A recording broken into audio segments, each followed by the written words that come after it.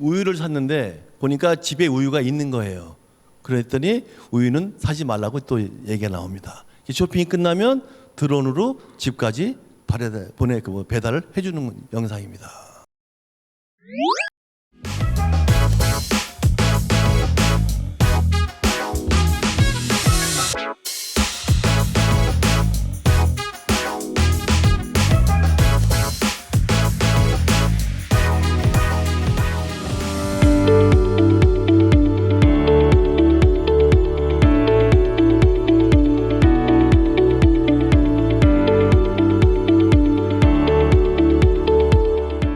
여러분들 CES 아시죠? 그 세계 최고의 가전 박람회인데요. 여기에 최근에 농업이 등장했습니다. 좀 생뚱맞지 않나요? 이 가전 박람회에 왜 농업이 등장했지? 그건 뭘 의미할까요? 농업이 이제는 새로운 가치를 내는 산업으로 바뀌고 있다는 거거든요. 오늘 그런 얘기를 한번 같이 공유해 볼까 합니다. 일론 머스크입니다. 근데 이분이요, 2015년도에 이런 말씀을 하셨습니다. 앞으로 사람이 자동차를 운전하면 그건 불법이 될 거다 그랬어요. 여러분 좀 황당하지 않습니까? 사람이 자동차를 운전하면 불법이 된다는 거죠. 지금은 좀 이해가 되실 겁니다. 지금 웬만한 분들 보면 자동차에 자율주행이 많이 다 붙어 있습니다. 지금 자율주행이 2단계까지 갔는데요. 3단계로 넘어가면 사실은 거의 완벽한 자율주행이 되는 건데요. 교통사고의 대부분이 뭘까요? 사람의 잘못입니다. 그렇죠? 사람이 졸거나 실수해서 사고가 납니다. 모든 차에 이런 자율주행 시스템이 깔린다 그러면 이 말이 진짜가 되겠죠. 처음에 나왔을 때는 황당했지만 지금 생각해 보면 그렇게 되겠네 아마 느끼실 겁니다. 또 놀라운 게요.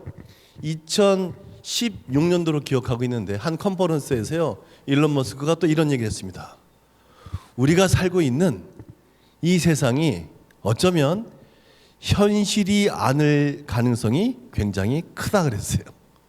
현실이 아니란 얘기죠. 근데 그 다음에 여러분들 아시죠? 그 미국의 큰 은행 중에 하나죠. 그 뱅크 오브 아메리카, 그 산하 기관인 그 멜린치 투자회사지요. 거기서 하나의 보고서가 나왔는데요. 그 보고서를 보면 더 놀랐습니다. 여러분들하고 저하고 오늘 이렇게 처음 뵙지 않습니까? 이게 어쩌면 우리의 미래에 우리 후손이 만들어 놓은 시뮬레이션의 결과일 수 있다는 거예요. 오늘 여러분들하고 저하고 만난 게 이게 어쩌면 다 프로그래밍 된 하나의 결과일 수 있다. 그래서 지금 일론 머스크가 거기에 적지 않은 연구비를 줘서 증명을 해보고 있는 거예요. 오늘의 이 만남이 어쩌면 다 예견된 거일 수도 있습니다. 이렇게 지금 시대가 바뀌어가고 있는데요. 자, 제가 이런 말씀 드리고 싶어요. 그렇지만 또 많은 분들이 그럴 거예요. 지금의 이 상황을 알면 나는 어려운 공부하지 않고 오히려 IT 기업을 할 수도 있을 겁니다. 이런 식으로 지금의 우리가 현실을 안 다지시고 과거로 돌아가면 그런 생각을 할 거예요. 제가 얼마 전에 어느 영상을 봤는데요. 20년 정도 된 것 같아요. 빌 게이츠하고 미국의 어느 토크쇼에 나왔던 아나운서하고 토론하는 거였는데요. 그 영상을 보고 한참 웃었습니다. 어떻게 한 줄 아세요? 그 아나운서가 빌 게이츠한테 물어봅니다. 인터넷이라는 게 있는데 그게 대체 뭡니까? 물어봤더니 그거 대단한 놈입니다. 뭐가 그렇게 대단합니까? 그랬더니 편지도 아무 때나 주고받을 수 있고 거기다가 심지어는 야구 중계도 아무 때나 들을 수 있습니다. 그랬어요. 그랬더니 아나운서가 아니 야구 중계는 라디오로 들으면 되지 굳이 왜 인터넷으로 듣습니까? 그랬더니요. 이 인터넷은 야구 중계가 끝나도 언제든지 들을 수 있습니다. 그랬어요. 그랬더니 그 아나운서가 하는 말이 재밌더라고요. 아니 녹음기에다가 녹음해서 다시 들어오면 되지 왜 또 인터넷이 필요합니까? 했는데 지금 들어보면 굉장히 황당한 대화입니다. 그렇죠? 그러니까 오늘 우리가 한번 이제 미래에 관련된 얘기를 조금씩 해볼까 합니다. 자, 그래서 오늘 여기 많은 기업인 분들이 오셨는데요. 여러분들 그거 아세요? 인디안들이요 말을 타고 막 달리다가 탁 쓴답니다. 서서 뒤를 돌아본대요. 왜 그럴까요? 내 영혼이 잘 따라오고 있는지 보기 위해서라고 합니다. 아마 아메리칸 인디안들의 오래된 어떤 문화일 수가 있겠죠. 오늘 마찬가지입니다. 여기 오신 분들이 귀한 시간을 내고 오셨는데 한번 생각해 보세요. 자, 우리 회사가, 우리 조직이 내가 처한 위치가 과연 지금 어디지? 그 다음에 여러분들이 다들 뭔가 추구하고 계시는데 내가 추구하는 것이 과연 정답인지 아니면 다른 답인지 해답을 지금 과연 찾고 있는 건지 고민해 보시고요. 우리 조직은 또 나는 대체 어디로 가야 되는지 이런 살짝 고민해 보는 시간이 되었으면 하는 바람인데요. 자, 사람이든 조직이든 간에요. 굉장히 이미지가 중요합니다. 이미지가. 회사도 되게 이미지가 좋아지고 싶지 않으세요? 그렇죠? 또 본인도 멋진 그 CEO로서 남들한테 보여주면 좋은 거 아니겠습니까? 이 이미지 얘기를 하려고 그래요. 자, 여기가 어딜까요? 그렇죠? 프랑스 파리입니다.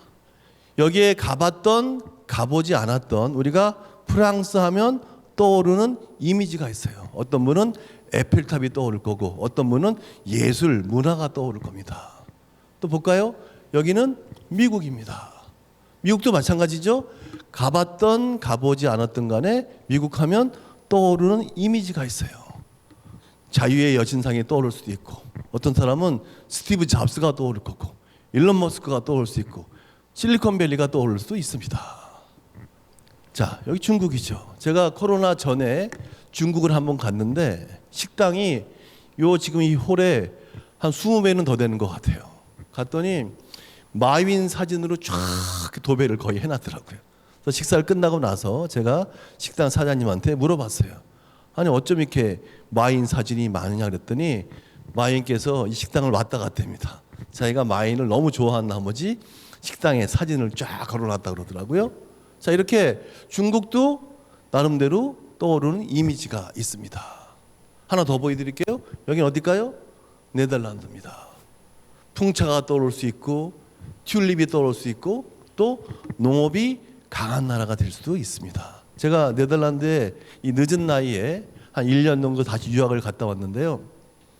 참 부러웠던 게 있습니다. 뭐였냐면 네덜란드 국민들이 농부, 이 파머를 어떻게 생각하는지 이렇게 설문조사하는 걸 한번 봤거든요. 제가 너무 참 부러웠던 게 이 파머라는 농부라는 직업에 대해서 국민분들이 굉장히 매력적인 직업이다, 섹시한 직업이다 이렇게 표현을 하는 거예요. 굉장히 부러웠고요. 그걸 뒷받침하는 게 뭔지 아세요?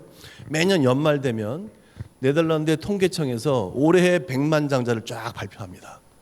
근데 제가 봤을 때는 지금도 거의 변함이 없을 텐데요.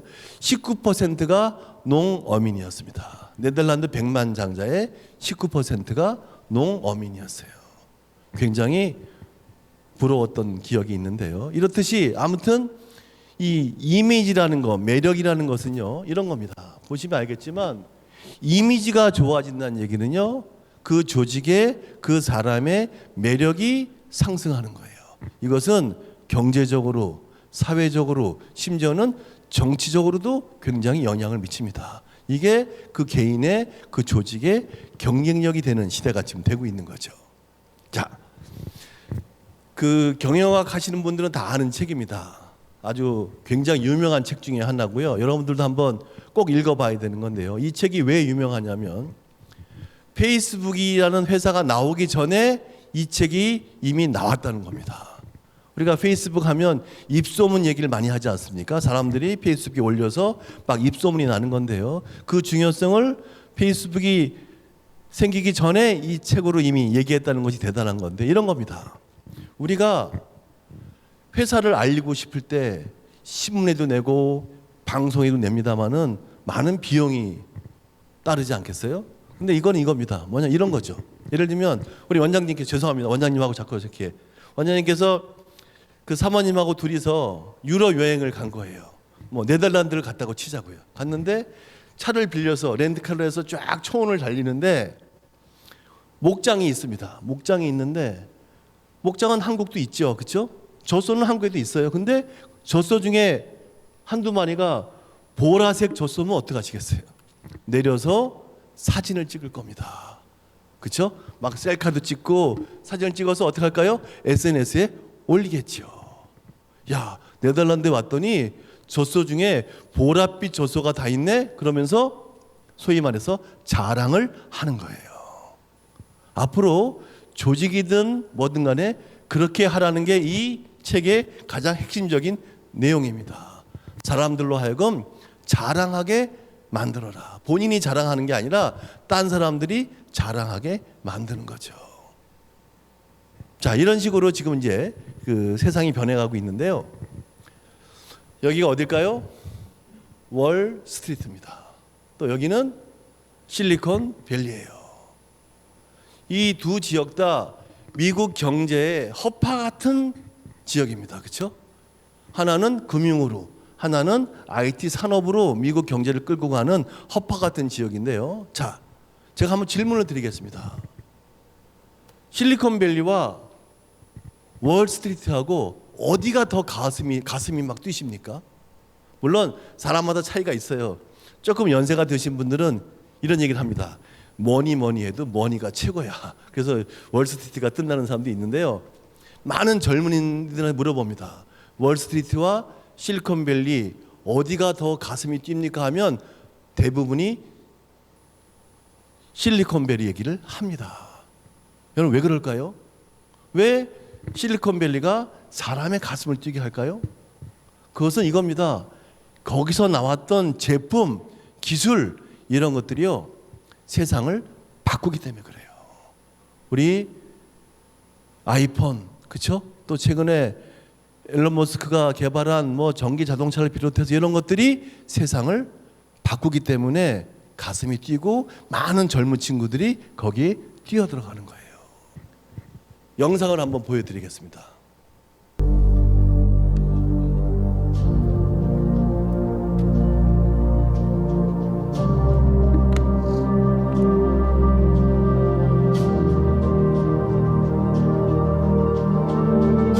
Most space organizations, government or commercial, have set their sights too low. They've really built relatively small rockets. And Falcon Heavy is the first time that there's something that's arguably even in the super heavy class, or somewhere between heavy and super heavy. 5 million pounds of thrust is really crazy amount of power. More than twice as much payload as any other rocket. It can launch things direct to Pluto. No stop needed. Hotels in the area are completely sold out. Yeah. Parking lots are packed. It's like the first time something exciting has happened in rocket launch in a very long time. Falcon Heavy is configured for flight. T-minus 15, stand by for terminal count. SpaceX Falcon Heavy, go for launch. 10, 9, All systems go. 3, sub-booster ignition. 6, 5, 4, 3, 2,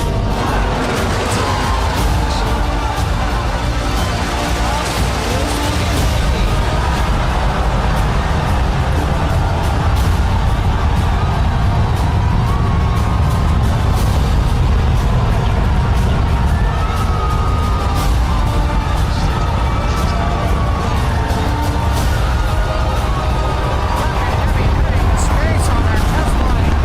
Building on the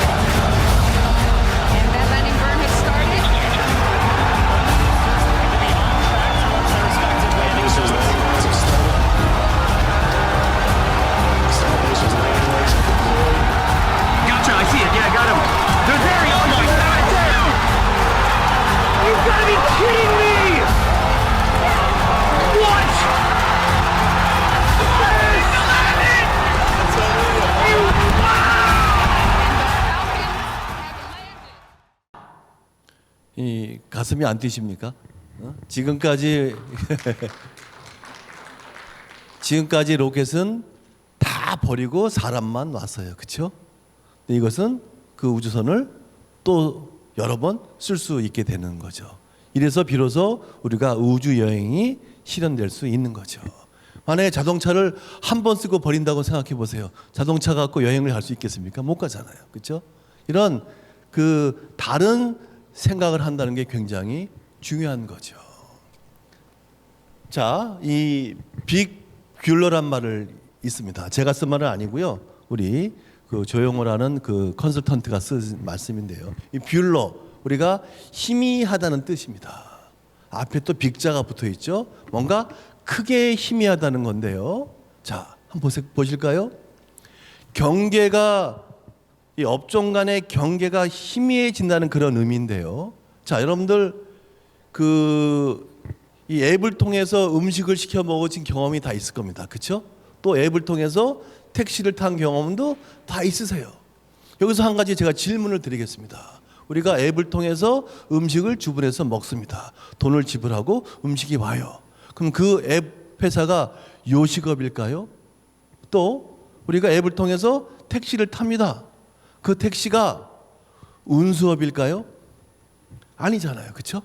분명히 그 기업은 플랫폼 기업입니다. 그런데 우리는 거기서 음식을 시켜 먹고 또 택시를 탑니다.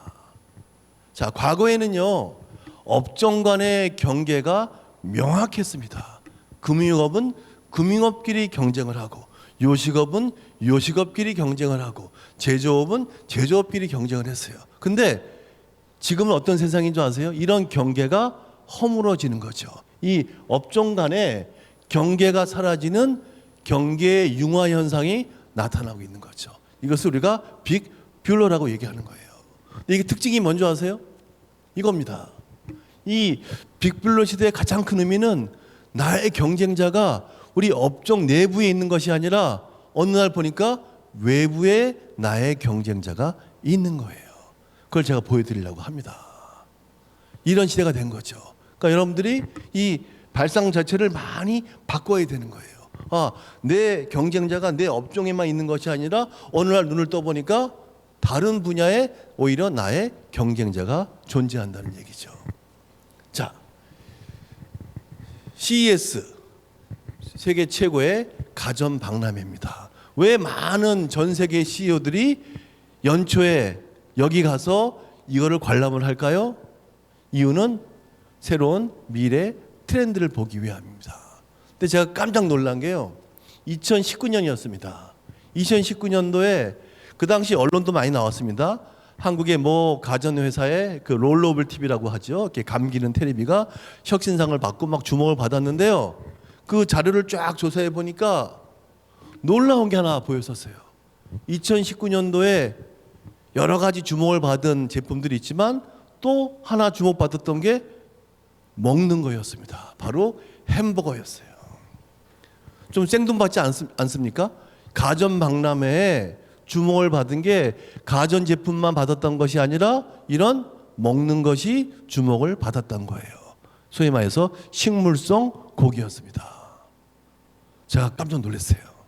그래가지고 이 회사의 CEO인데요. 그 스탠포드 대학의 그 교수가 개발한 건데 이런 겁니다. 여러분들 고기 다 좋아하시죠? 명절날 우리가 한우 선물을 받으면 기분이 좋습니다. 그렇죠? 근데 우리 또 질문을 드려볼게요. 고기 좋아하세요? 네, 좋아하죠? 네? 근데 집 주위에 축사가 들어오면 좋아요, 싫어요? 그거는 곤란하다고 그럽니다. 그 이유가 뭘까요? 여러 가지 환경적인 이유 때문에 고기를 좋아하지만 내 집 주위에 축사가 들어오면 그거는 좀 힘들다 하는 거죠. 다 환경 때문에 그렇습니다. 이 회사의 미션이 뭔지 아세요? 2019년도에 소고기가 나왔고요. 2020년도에 돼지고기가 나왔고요. 조만간에 닭고기가 나옵니다. 이 회사의 미션 2035년까지 지구상의 축산을 대체하겠다 그런 거였어요. 제가 깜짝 놀랐습니다.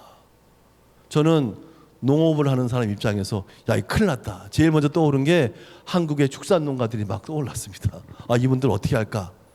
그래서 결론만 말씀드리면 제가 3년 정도 됐는데 지금 한국의 많은 한우 농가들 또 양돈 농가들하고 한 달에 한 번씩 모여서 세미나 공부를 하면서 그 새로운 경쟁력을 키우기 위해서 노력을 하고 있는데요. 자, 이겁니다. 제가 그 뉴스를 보자마자 이건 먹으러 가야 되겠다. 딱 조사해 보니까 홍콩에 이 식물성 고기 파는 햄버거 집이 8군데가 있더라고요. 제가 그 기사를 화요일인가 봤는데요. 그 주 토요일 1박 2일 동안에 홍콩에 가서 8군데를 가서 다 먹어보고 왔어요. 여러분들 저한테 한번 맛을 물어보십시오. 맛이 어땠는지. 제가 답변해 드릴까요? 말하지 않으면 몰랐을 것 같아요. 깜짝 같았습니다. 오히려 우리가 시중에서 파는 햄버거 중에 어떤 것들은 좋은 고기를 안 쓰는 경우도 꽤 있지 않습니까? 그러다 보니까 먹으면 속이 묵직하거나 더부룩한 경우가 간혹 있는데 전혀 그런 게 없었어요. 자, 그 이유가 뭘까요? 최근에 비건들도 많이 늘어나고 있죠. 또 축산하면 환경 문제 때문에 이 회사가 거기에 착안을 했는데요. 중요한 질문입니다. 이 식물성 고기가 축산물일까요? 아닙니다. 우리 한우 농가 입장에서는요, 한우 농가의 경쟁 상대는 미국산 수입 쇠고기 아니면 호주산 수입 쇠고기가 우리 농가의 경쟁 상대였는데요. 어느 날 갑자기 미국산 쇠고기가 아니라 이 식물성 고기가 경쟁 상대가 돼버린 거예요. 근데 미국산 쇠고기는요, 수입하려고 그러면 관세를 지불해야 됩니다. 이것은 관세도 없어요. 대한민국 농식품부에 식물성 고기를 담당하는 부서도 없습니다. 근데 우리 한우 농가의 어쩌면 미래에는 최고의 경쟁 상대가 되어버린 거예요. 이런 것들을 우리가 빅뷰러시라고 얘기하는 거예요. 이런 것이 비단 그 축산 분야만 있는 것이 아니라 앞으로 모든 업종에 다 이게 같이 확산된다는 거죠. 그래서 저는 우리 한우 농가 입장에서 본 겁니다. 우리 농민들 입장에서 보면 이것은 식물성 고기의 습격이다. 최근에 홍콩 갔더니 또 딤섬에 이 식물성 고기가 굉장히 많이 들어갑니다. 이 식물성 돼지고기, 식물성 소고기가 딤섬에 들어가는 거예요. 이런 식으로 지금 계속 확산이 되고 있는데요. 또 보여드릴게요. 놀라웠던 게 올해입니다. 이제 며칠 안 남았지만 올해 2022년 그 CES에 매년 새로운 카테고리가 들어가는데요. 올해는 하나가 세 개 분야가 추가됐습니다. 하나가 NFT.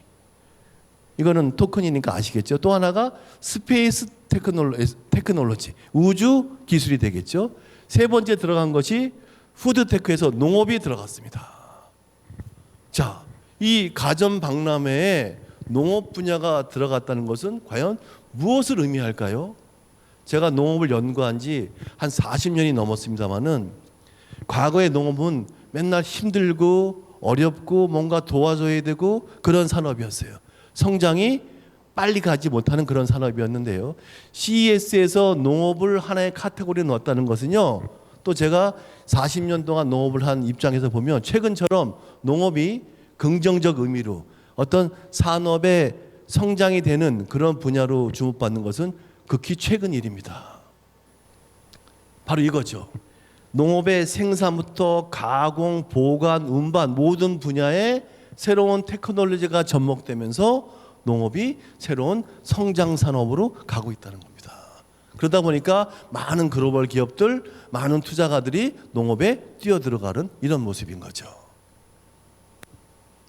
2020년, 2022년 그 CES에서 혁신상을 받은 업체가 한국의 스마트팜 업체입니다.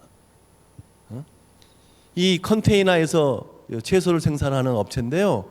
물과 빛이 없어도 생산이 가능한 이런 업체였어요.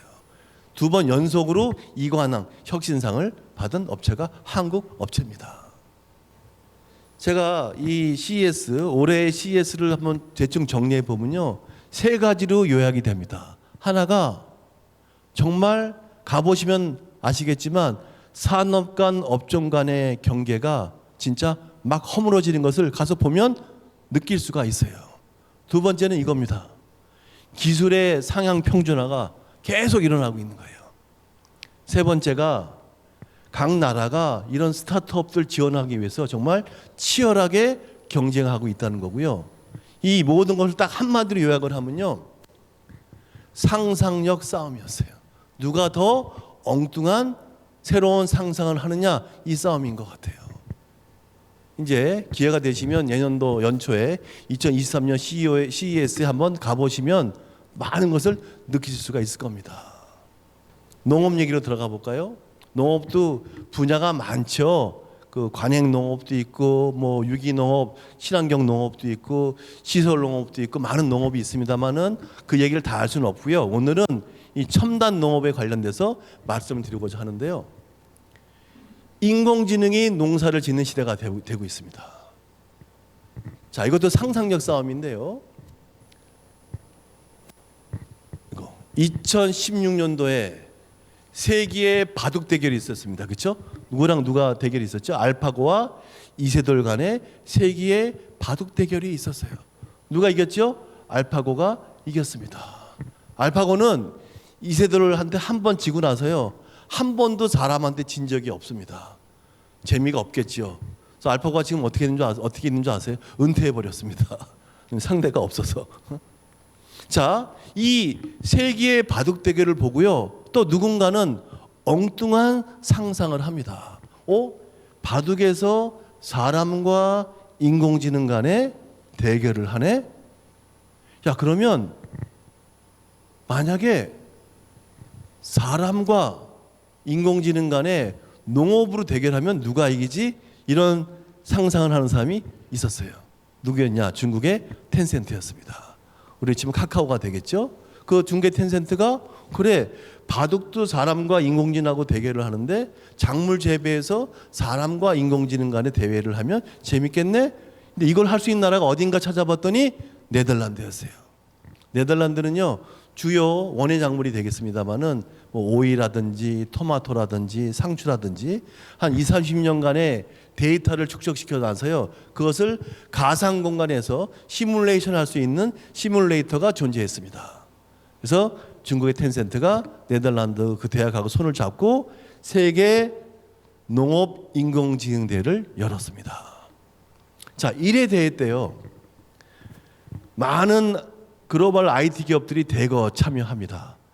그 인텔, 마이크로소프트, 텐센트, 또 유럽의 기업들 참여해서 1회 대회를 5위 가지고 했습니다. 5위 가지고 했는데요, 사람 팀은 누굴까요? 네덜란드에서 오이를 제일 잘 생산하는 오이 왕입니다. 그리고 인공지능 팀이 15개 팀이 참여했는데 예선을 거쳐서 5개 팀이 올라갔습니다. 요 인공지능 5개 팀과 사람 팀과 3개월간 오이 가지고 실지 온실에서 누가 잘하는지 시합을 했어요. 안타깝게도요, 사람이 2등 했습니다. 인공지능이 1등을 한 거예요. 요 1등 한 팀입니다. 마이크로소프트에 있던 요 팀, 그 네덜란드에 가서 저희 팀하고 같이 가서 인터뷰를 한번 해봤어요. 뭘 물어봤냐면, 당신이 우승팀의 연구원인데 우승을 해서 느낀 게 뭡니까? 물어봤어요. 기존의 농법보다 더 뛰어난 농법이 있는 것 같다 그러는 거예요. 왜 그러냐 그랬더니요, 대회를 하는데 인공지능이 의사결정을 하는데 어떤 분야에 있어서는 사람이라면 하지 않았을 의사결정을 하더래요. 근데 그대로 한번 해봤더니 퍼포먼스가 훨씬 좋게 나왔다는 거예요. 그러면서 기존의 농법도 어쩌면 바뀌어져야 될 것 같다, 이 얘기를 하는 거예요. 이걸 보고요, 제가 살짝 이의 제기를 했어요. 3개월간 인공지능하고 사람하고 승부를 겨루는 건데요, 3개월까지는 진검승부가 안 될 것 같다. 최소한 토마토처럼 6개월 정도는 해야 되지 않겠냐 한 생각을 했거든요. 근데 2회 공고가 났는데 토마토를 한다는 거예요. 그 제가, 여러분들 그런 거 없으세요? 무슨 운명 같은 걸 느꼈어요. 여기에 나가봐야 되겠다. 그래서 제가 외인 구단을 꾸렸습니다. 한국의 인공지능 전문가, 농업 전문가 한 14명의 팀을 꾸려서 외인 구단처럼 해서 2회 대회에 저희가 도전을 했어요. 이외 대회 때는요, 전 세계에서 21개 팀이 참여를 했습니다. 더 놀라웠던 거는 중국 같은 경우에는 국가기관이 참여를 했어요. 강력한 우승 후보였죠. 중국이 원래 인공지능이 좀 강하지 않습니까? 그래서 굉장히 긴장하고 여기에 나갔습니다. 예선전이 재밌었습니다. 예선전이요, 24시간 동안 그 21개 팀이 인공지능 역량이 어느 정도가 되는지 테스트를 하는 그런 대회였는데요. 여러분들, 토마토 농부가요, 1년에 2번 정도 농사를 짓습니다. 그러니까 30년 농부라고 하면 한 60번 정도의 경험이 있는 거거든요. 근데 저희는 가상 공간에서, 예선전 때요, 가상 공간에서 토마토 농사를 경험하는 건데요, 수십만 번을 경험했습니다. 제가 그때 느꼈던 게 뭔지 아세요? 아, 이세돌이 알파고한테 지는 게 어쩌면 당연하구나 하고 느꼈어요. 그 순간에 그 많은 경험을 할 수 있을까요? 그래서 예선을 통과하고 나서 저희한테 온실을, 이만한 온실을 하나 줍니다. 그러면 일주일 동안 거기다가 각종 카메라나 센서를 설치하고 저희들은 한국으로 돌아왔어요. 6개월 동안 연구실에서 원격으로만 컨트롤할 수 있는 겁니다. 근데요, 놀라운 게 뭔지 아세요? 너무 잘 자라는 거야. 너무 잘 자라는 거예요. 저희도 신기했습니다. 또 놀라운 건 뭐냐면 저희 팀이 총 14명 정도 됐는데요, 저를 포함해서요, 저만 나이가 좀 많고 나머지는 다 20대 30대 젊은 친구들이었는데 농사 경험이 있는 친구가 한 명도 없었어요. 저도 마찬가지고요. 그 14명이 농사 접은 경험이 한 번도 없는데 너무 잘 자랍니다. 2회 대회 성적을 말씀드릴까요? 사람이 몇 등 했을 것 같아요? 1등? 2등? 2회 대회 때도요, 그 토마토 농부인데 네덜란드에서 토마토 농사를 제일 잘 짓는 토마토 왕이 나오셨어요. 그분이 사람팀, 나머지 인공지능 팀인데요. 결과를 말씀드릴게요. 1등 인공지능, 2등 인공지능, 3등 인공지능, 4등 인공지능, 5등 인공지능, 사람이 꼴등을 했습니다. 특히 한국팀 같은 경우에는 농사 경험이 있는 사람이 한 명도 없었어요. 신기하지 않습니까? 저희 온실입니다. 이렇게 저희 팀원들이 일주일 정도 각종 센서를 이렇게 설치하는 모습인데요. 밖에 흰천을 친 거는 그 예선전 끝나고 나서 흰천을 주는데, 흰천을 친 이유는 옆 팀이 컨닝할까 봐 그 센서 설치 끝날 때까지는 못 보게 하는 거죠. 그리고 이제 저희들은 한국에 온 겁니다. 그래서 심사상을 받을 때 심사위원이 물어보는 거예요. 어떻게 해서 품질이 그렇게 좋게 나왔냐? 답변을 뭐라고 했는 줄 아세요? 모르겠다. 인공지능이 하라는 대로 했습니다. 그거였어요. 이렇게 지금 그 전 세계 농업을 보면요, 제가 써놨죠. 정말 새로운 파워 게임이 시작되고 있습니다. 지금까지 경험하지 못한 스피드로, 또 지금까지 경험하지 못한 스케일로 새로운 이 농업 비즈니스가 만들어지고 있어요. 제가 여러분들한테 드리고 싶은 말씀이 이겁니다. 농업 분야에서도 이렇게 치열하게 새로운 비즈니스가 만들어지고 있고요, 새로운 과학 기술이 접목이 되고 있어요.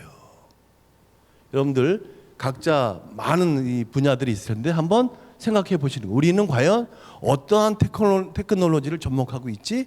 한번 고민할 때가 되지 않았나 생각이 드는 거죠. 이제는 경쟁력이 바뀝니다. 이거는 농업뿐만 아니라 일반 분야도 마찬가지입니다. 농업으로 말씀드리면 지금까지의 경쟁력은, 야, 우리 농장은 어떤 기술이 있지, 어떤 시설이 있지, 어떤 장비가 있지, 이게 경쟁력의 하나의 잣대였다 치면 앞으로는 플러스 알파가 됩니다. 우리 회사는 어떠한 인공지능 알고리즘을 활용하고 있지, 이겁니다.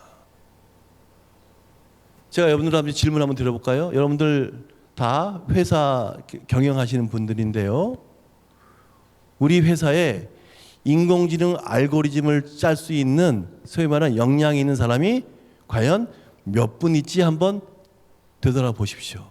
맨날 4차 산업혁명 얘기를 막 합니다. 그렇죠? 인공지능 기술, 빅데이터 기술, IoT 기술 수없이 얘기를 하고 있는데요, 막상 우리 조직에 그 인공지능 알고리즘을 짤 수 있는 사람이 있나 보면 의외로 없는 게 현실입니다.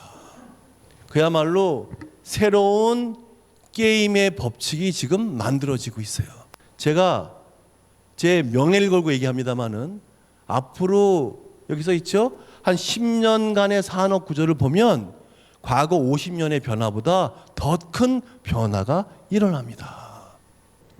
조금 더 황당한 얘기를 할까 합니다. 메타버스 얘기할까 합니다. 인간의 상상력이 만든 또 하나의 작품이죠. 우리가 번역을 할 때 메타, 가상, 초월 이렇게 번역하지 않습니까? 유니버스의 버스 이거는 세상이잖아요. 그러니까 가상의 세계라고 번역을 하니까 어떤 느낌이 들어요? 마치 가짜 같아요. 현재 나와 있는 메타버스의 여러 가지 보면 아이들 게임이 많다 보니까 그 메타버스 거야 아이들이 하는 게임 아니야? 이렇게 느낄 텐데요. 이러면 안 된다는 거예요. 제가 밑에 적어놨죠. 메타버스는요 또 다른 진짜입니다. 여러분들 동화 다 아시죠? 응? 그 이상한 나라의 앨리스 다 보셨을 겁니다. 그렇죠? 다 읽었어요. 어렸을 때. 그 앨리스가 토끼를 쫓다가 토끼굴에 퐁 빠져요. 그렇죠? 빠져보니까 세상이 뒤집혀져 있어. 이상한 나라의 앨리스가 아니라 이상한 나라의 메타버스가 되는 거예요. 이거는 뭘 의미하는 줄 아세요? 뭐 세상이 빨리 변한다 이게 아닙니다. 변화의 정의, 변화의 기준이 바뀌는 거예요. 보통 우리가 이 스마트폰을 보는 시간이 하루에 2-3시간은 될 겁니다. 좀 지나 보십시오. 스마트폰은요 아무리 해도 이건 면입니다. 면. 그렇죠? 이걸 아무리 입체적으로 만들어 놔도 이건 면입니다. 메타버스는 면이 아니라 뭘까요? 3차원 공간으로 들어가는 거예요. 제가 요즘에 제 사무실에 이거 메타버스 요 설치를 해놨거든요. 이 3차원을 한번 경험하고 나지 않습니까? 그러면 이 2차원이 재미가 없어지는 거예요. 이제 그런 식으로 계속 바뀌어가는 거죠. 앞으로 어떻게 바뀌어갈까요? 이메일이 2-3개씩 있듯이 본인의 아바타가 여러 명이 있을 겁니다. 이 영상, 이 다큐죠. 다 보신 적 있을 겁니다. 한번 보여드려 볼까요? 장지성 씨라고 어머니가 딸을 잃었습니다. 그 딸을 잃은 엄마의 마음이 얼마나 애처롭겠어요. 그렇죠? 메타버스 공간에서 따님을 만나게 해드렸습니다. 물론 이걸 쓰고 장갑을 끼고 하는데요. 그 메타버스 공간에서는 그 터치감이 거의 똑같습니다. 한번 보시겠어요? 어딨어?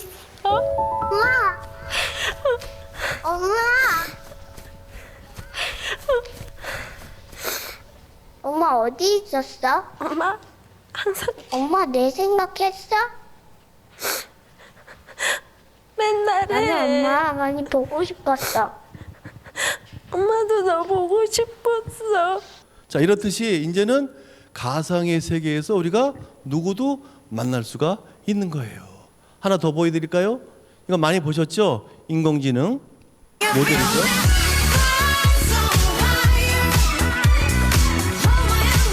지난 7일 신한라이프의 광고 모델 로지가 실제 사람이 아닌 가상으로 만들어진 인물이라고 밝힌 뒤 화제가 되고 있죠.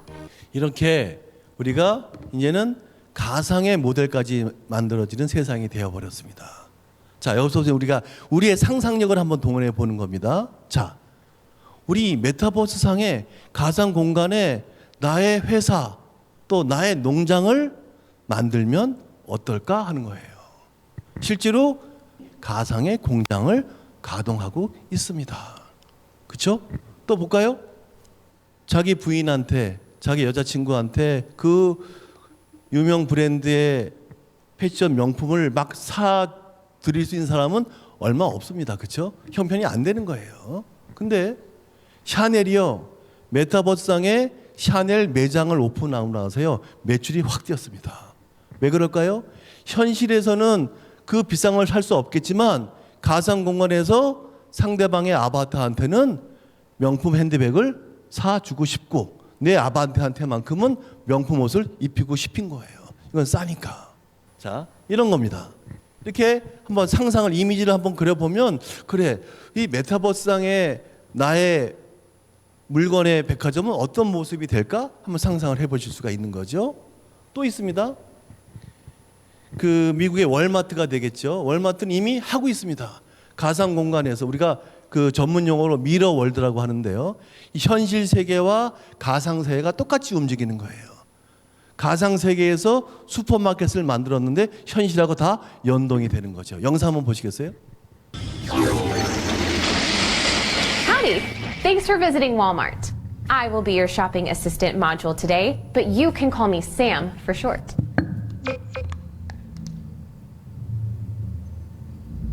Okay, let's get started. I have your shopping list loaded up, and I'm tracking your oil change so I can let you know as soon as it's done.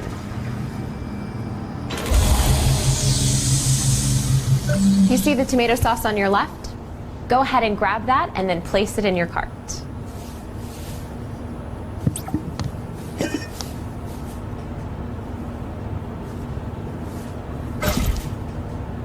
Great! Looks like you need a good wine pairing. Take a look to your right.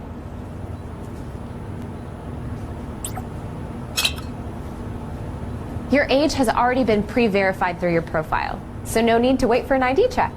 Just 자, 이렇게 가상의 슈퍼마켓인데요. 제가 시간이 없어 끊었는데요. 영상을 보면 우유를 샀는데 보니까 집에 우유가 있는 거예요. 그랬더니 우유는 사지 말라고 또 얘기가 나옵니다. 쇼핑이 끝나면 드론으로 집까지 배달을 해주는 영상입니다. 자, 또 볼까요? 특히 이런 면은 굉장히 중요하죠. 메타버스상에서 다양한 교육 프로그램을 할 수가 있는 거예요. 이 농업 분야는 지금 활발하게 지금 준비를 하고 있습니다. 예를 들면 보세요. 의료 분야 이거는 메타버스상에서 교육이 굉장히 필요하겠죠. 왜냐하면 그 수술용 시신이 되겠죠. 구하기가 쉽지가 않지 않습니까? 이런 것들 메타버스상에서. 또 항공 분야 비행기 같은 것은 한번 떨어지면 비용이 얼마예요, 그렇죠? 그러니까 메타버스상에서 또 군사 분야도 마찬가지가 되겠죠. 이렇게 많이 활용을 하고 있습니다. 또 하나가 축제입니다. 축제. 방탄소년단이 경계에 얽매이지 않는 다양한 활동을 보여주고 있습니다. 이번엔 게임 속에서 뮤직비디오를 공개했습니다. 김수영 기자입니다. 신곡 다이너마이트로 폭발적인 인기를 이어가고 있는 방탄소년단. 요즘 미국 주요 방송 프로그램에 잇따라 출연하고 있는데 다이너마이트의 새 뮤직비디오는 뜻밖의 장소에서 공개했습니다. 드디어 공개합니다. 그 장소는 바로 포트나이트. 이렇게 그 메타버스상에서 새로운 음반도 우리가 공개를 하는 이런 시대가 된 거죠. 여러분들의 상상력을 쫙 끌어올려 보면 현실의 세계 이상으로 이 메타버스상에서 할 수 있는 게 너무너무 많고요. 여기서 우리가 새로운 가치를 창출할 수 있다는 거죠. 여러분들 구글 어스 아시죠? 구글 어스. 거기서 또 하나의 지구를 만들었습니다. 만들었는데요. 한번 보실래요? 또 하나의 지구를 만들어서 메타버스상에서 땅을 판매를 합니다. 또 하나의 지구를 만들어서요. 이 땅을 판매를 합니다.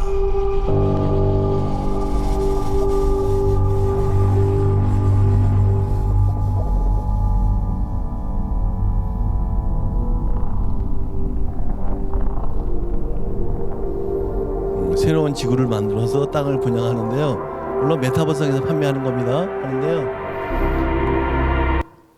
자, 이제 슬슬 마무리하겠습니다. 지금 보시다시피 그 메타버스 얘기를 했는데요. 제가 얼마 전에 돌아가신 이어령 선생님이 저를 참 많이 이렇게 아껴주셨는데요. 돌아가시기 한 6개월 전에 저를 부르시더라고요. 그래서 이 얘기 저기 하시면서 이 메타버스 얘기를 하시는 거예요. 이 얘기를 하는 겁니다. 사람이 인류가 많은 것을 탔다는 거죠. 가마도 타고 말도 타고 자동차도 타고 배도 타고 심지어는 로켓까지 탔는데 이제 인류의 마지막 탈 것이 뭐냐? 이 중의적 표현입니다. 메타버스를 버스에 표현했어요. 버스에 비유해가지고 인류가 마지막 탈 것이 메타버스다. 여기에 올라타지 않으면 안 된다 저한테 얘기를 하시더라고요. 한번 여기 계신 분도 마찬가지입니다. 왜 페이스북이 회사 이름을 메타로 바꿨을까? 왜 많은 글로벌 기업들이 다 메타버스에 뛰어들까? 그걸 한번 같이 보시면 아마 미래의 30년 후가 막 상상이 되실 거라는 생각이 듭니다. 그 써놨죠? 이 혁신적인 비즈니스 모델이 곳곳에서 만들어지고 있는데요. 이때 필요한 게 뭔지 아세요? 담대한 도전입니다. 여기 계신 분들은 다 사업하시는 분들이 많으신 걸로 알고 있는데요. 제일 필요한 것은 담대한 도전이에요. 우리가 파수꾼으로 남을 거냐 아니면 새로운 분야의 개척자가 될 거냐, 이건 담대한 도전에 있는 거죠. 그래서요, 이제 마무리할게요. 이런 시대의 흐름, 미래를 보면서요, 창조적 플레이어가 되셔야 되는 거예요. 여러분들 창조적 플레이어의 핵심이 뭔지 아세요? 상대방이든 경쟁자든 심지어는 고객이든 간에 그들의 예상을 뛰어넘어야 되는 거예요. 바닷속에 사는 물고기가 바다가 뭔지 알기 위해서는 바닷속에만 있어서는 안 된다. 바다 밖으로 나와야만 바다가 어떻게 생겼는지 알 수가 있다 그러는 거예요. 그러면서 물고기 3마리 갖고 저한테 얘기를 해주시더라고요. 하나가 이 넙치, 광어죠. 광어는 저 물속 밑바닥에 있어서 오는 먹이만 잡아먹는 거예요. 게으름뱅이죠. 참치는요, 태생적으로 잠잘 때도 빙글빙글 돌아야 됩니다. 그래야 숨을 쉴 수가 있으니까. 그래서 우리가 유목민이라고 표현합니다. 오늘의 주인공은 날치입니다. 날치는 하늘을 날아요. 언제 나는 줄 아세요? 위기 상황에 납니다. 물속에서 자기보다 큰 물고기가 자기를 잡아먹으러 올 때 물속에서 헤엄을 쳐서는 도저히 빨리 도망갈 수가 없어요. 이때 날치는 하늘을 납니다. 무려 40초간 날아요. Their cover blown. Escape seems impossible.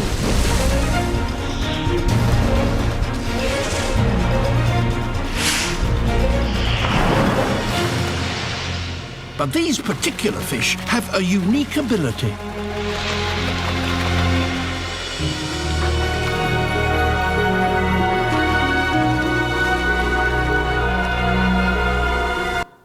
이렇게 제가 이 영상 구하느라고 아주 힘들었습니다. 예? 이렇게 40초간 납니다. 여러분들한테 이제 마무리 말씀할 텐데요.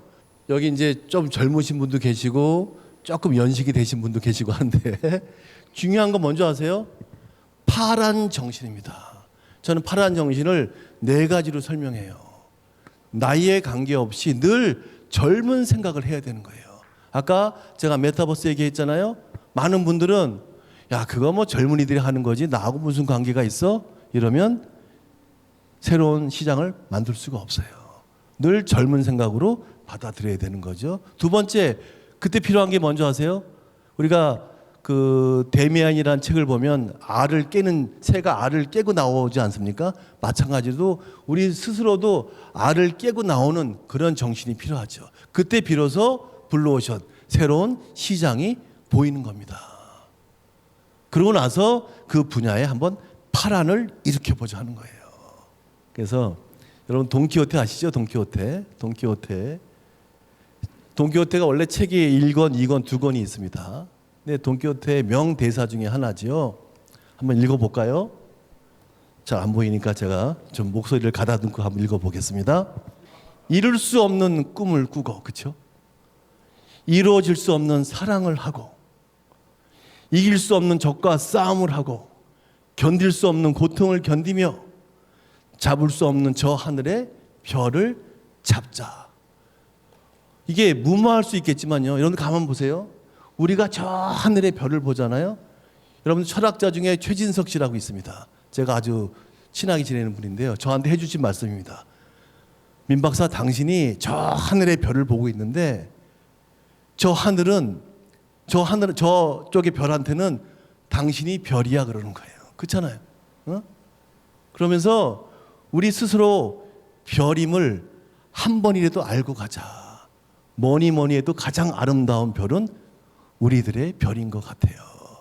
여러분들이 이제 미래 얘기를 좀 제가 해드렸잖아요. 이때 작은 영감을 찾는 겁니다. 그 영감이 여러분들의 꿈이 된다 그러면 그 꿈은 비록 한 글자지만 기적을 만들 수 있다 하는 생각이 들어서요. 오늘 이렇게 말씀을 드렸습니다. 감사합니다.